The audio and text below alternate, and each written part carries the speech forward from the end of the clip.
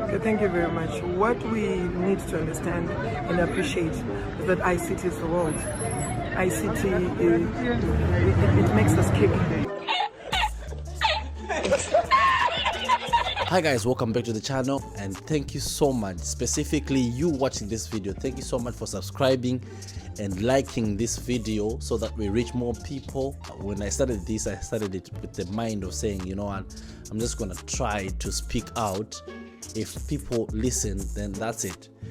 But the main cause of this now is that I need to continue talking about how ZANU-PF is undermining the rules of engagement and also the rules of how governance is supposed to be treated as far as people are concerned.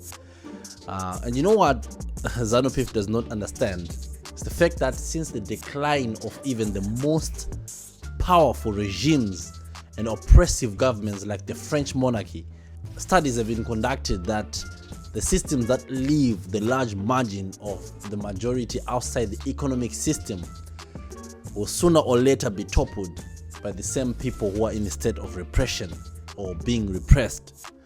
So this is a reminder to those who think that ZANU-PF is doing right.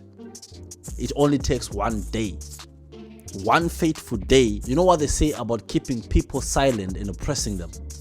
They keep the anger, they go through the stages of grief, and then the opportunity comes, just one opportunity that comes, they'll burn you and your families to the ground. History teaches this. Anyway, my name is Tafata Simon. I like to speak about the things that happen around Africa in particular. But ever since I've been closely following my country's political leaders, I've never found peace with the fact that we're saying nothing as the youth and as the people, and the country is sinking into depression. Many people are falling victim to bad governance, not only in Zimbabwe but in Africa. But Zimbabwe is just a special case because we have people who think they're entitled to the government. So if you're new here, please don't forget to subscribe, and everyone watching this video, please like and just say your mind, you know, about the content so that we can make it better. But over and above, I'm so disgusted by the fact that we are arguing about the cabinet instead of arguing about how illegitimate the government is, the Zimbabwean government. People have moved on from the election. The first fraud that is there is the election. So to move on from the election and talk about the ministry, I think we have moved on too quick. Let us look at what our ministers have inside their heads. So we're going to start with a man called Jenfan Muswere, the incoming Minister of Information. But before his new post, he has been a deputy minister in ICT. This clip is very interesting and let's watch it. Tell me, what is the meaning of AI in terms of policy in Zimbabwe? With respect to Zimbabwe, the explicit goals for ICT is with respect to the growth of the industry, number one. Number two is to ensure that we utilize ICT technologies for the transformation of our economic policies. And we also explicitly ensure that we take into consideration and we harness innovation. All right, Mr. Minister, I think I'm going to help you in this one. AI will assist in data analysis, the government to identify potential threats to natural disasters, and using it for surveys as well as to identify trends and issues in the public domain. Right now, people are unhappy about your government, Mr. Minister. You must be aware that you shouldn't be part of a government that people are unhappy over. And if that's the case, if I were you, I would rather resign.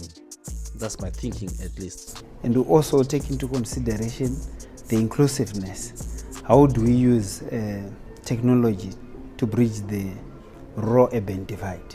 Inclusiveness and rural-urban divide. But yes, I kind of agree with what he's saying. Actually, he's right.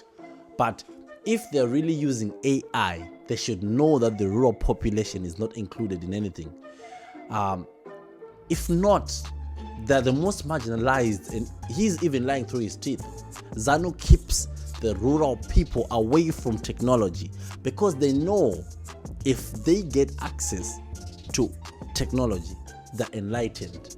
Hence, they keep them suppressed, and they use all manner of violence to keep them suppressed. You gave a speech yesterday to the people at the various seminars here, and about the advantages of AI. Tell me what they are.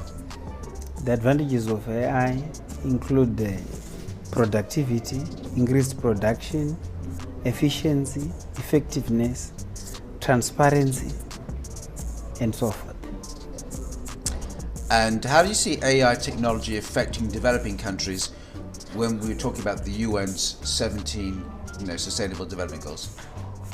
Artificial intelligence will also assist with regards to the fulfillment of a number of sustainable development goals, such as poverty, hunger, clean water, disaster management, industrialization, innovation, infrastructure, and so forth. Mr. Minister, those are the goals of a functional economy as per the idea of 17 Sustainable Development Goals, the SDGs. However, the question is how AI will help improve those named SDGs that you have just mentioned. Actually, what the minister has just done was just to rename the 17 SDGs. So he hasn't answered the question. The question is, how do you best help SDGs through the use of AI?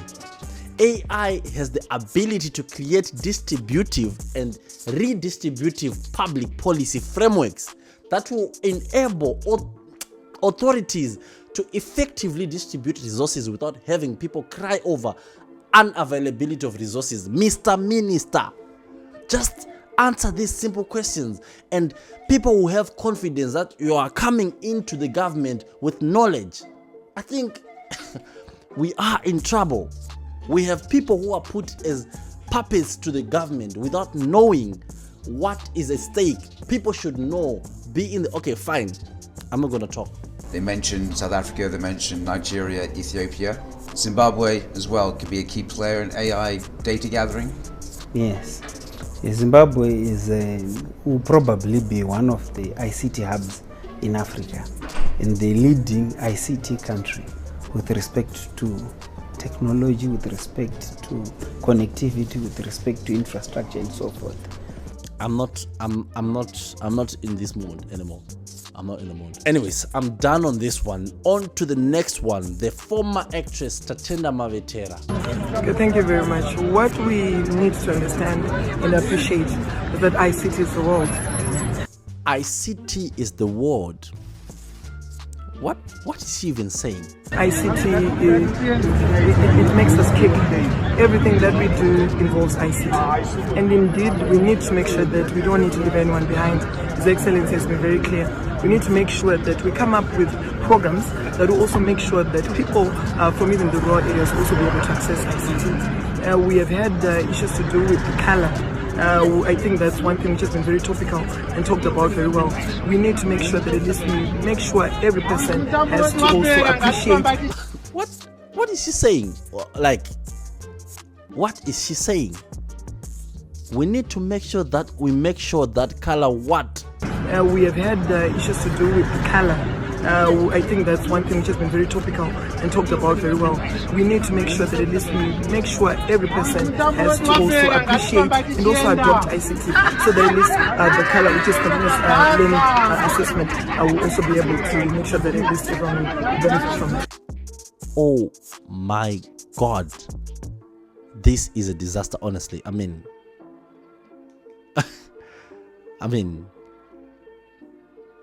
this is what ED says when he says by 2030 Zimbabwe will be an upper middle income economy. With this in his cabinet, honestly guys, I don't think we are ready. You know, I think let's listen again. We have had issues to do with color. I think that's one thing which has been very topical and talked about very well. We need to make sure that at least we make sure every person has to also appreciate and also adopt ICT, so that at least the color, which is continuous learning assessment, will also be able to make sure that at least everyone will benefit from it.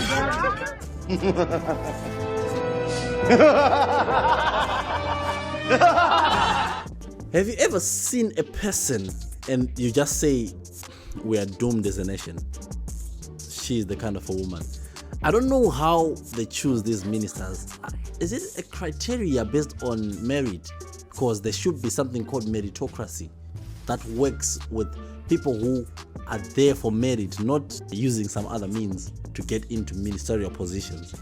Anyways, next we have the Minister of Finance, and let us listen to him and give a critical analysis, if we may. Well, this statement that I released a few days ago really guarantees stability.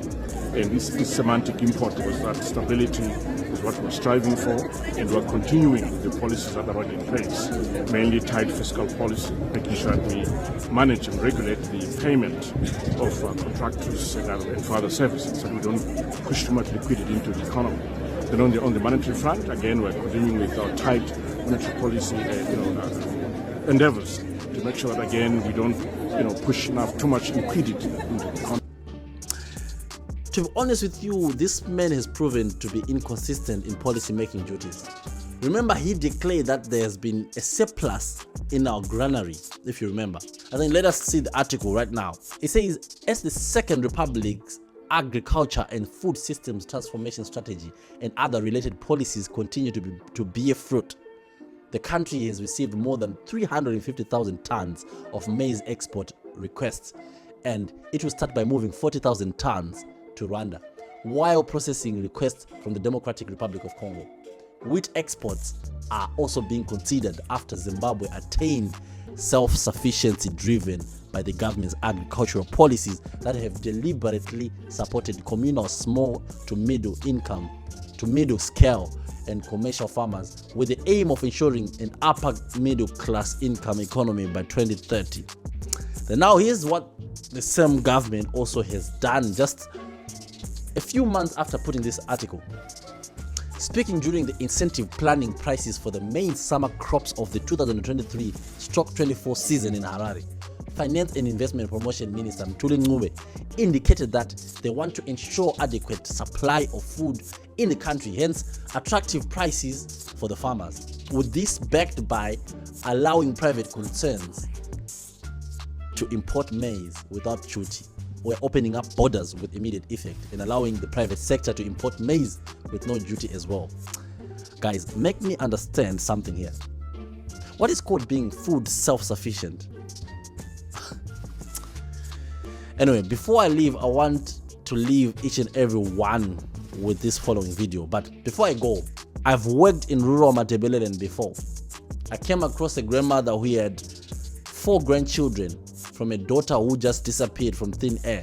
She doesn't call, she doesn't text, probably she's dead, who knows. But she has to find a way, the grandmother has to find a way to take care of these grandchildren. They have to go to school. These are the basic roles of a functional social welfare ministry. But what is happening in Zimbabwe? Many people are in abject poverty. Starvation is a thing of the day. People should not even take it lightly. If you work in the NGO sector and see the abject poverty in deep rural places in Zimbabwe, you will be beyond shock. And these ministers are being employed based on proximity to the president. It's sad. But anyway, let's watch this video. I'm signing out.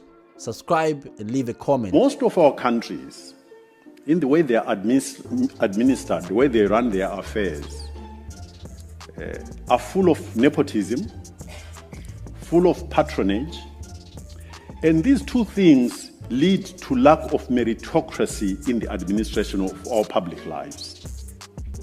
And lack of meritocracy automatically also unfortunately leads to lack of performance management. We need to start looking through or looking at how the world experiences us and then reacts to that experience.